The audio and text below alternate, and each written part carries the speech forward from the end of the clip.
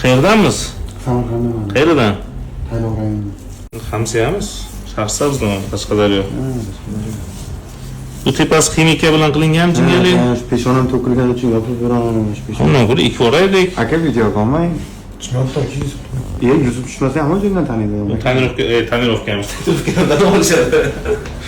Xo'p, bundan qiling. Biroq o'zi shokka aka. Men yoshligimdan bor lekin bu kasallik. To'ppa-to'g'ri, bu kecha bo'lib qolgan voqea emas.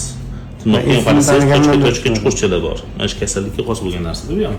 Hozir faqat pantoga chardan o'sha bilan chiqib ketadi. Bu safar ishlab bilmay qo'ydim. Soqolman berdim. Tagida ham bor ekan. Qoshni burchaga ketgan. Mana ketgan. Bu burchaga ham ketgan. Silliq o'tirdi. Rani menga ko'kilish joyi ko'kka o'xshamayapti. Ko'kiladigan ko'kilib bo'lgan menimcha. Peshonamiz ko'paygan.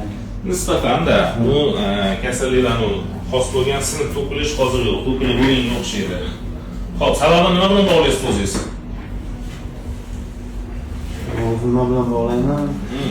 Vitamin yetishmasligi dedim. Ma'lum bir miqdorda ha desak ham bo'ladi. Noto'g'ri uxlashim bor. Bu gilamli narsalardan bittasi. Xo'p, yana to'g'ri demayman, aytishim. Rahmat. Lekin sunda doktor oldin nima qilyapsiz? Yo'q, boshqacha dori yozib bering. Pantoga izladim, Toshkentda yo'q. Pantagardan bo'yi yo'q. Pantagar ketadi lekin oldin pantoga ichgan. Yo'q, u pantagar o'sha davrda pantagar ichmasangiz ham chiqib ketishi mumkin edi. Kasalligingizda muammo o'zi sochda emas sizda. Pantagar sochni vitamini prostda. Sizda autoimmun proses, immunitet hujayralarning o'zi soch ildizlariga ta'sir qilib to'kib qo'yadi. Kasalligingiz surunkali. Hozir nima dori yozib bermayki, siz yaxshi bo'lganingizdan keyin qachondir yana takrorlanishi mumkin.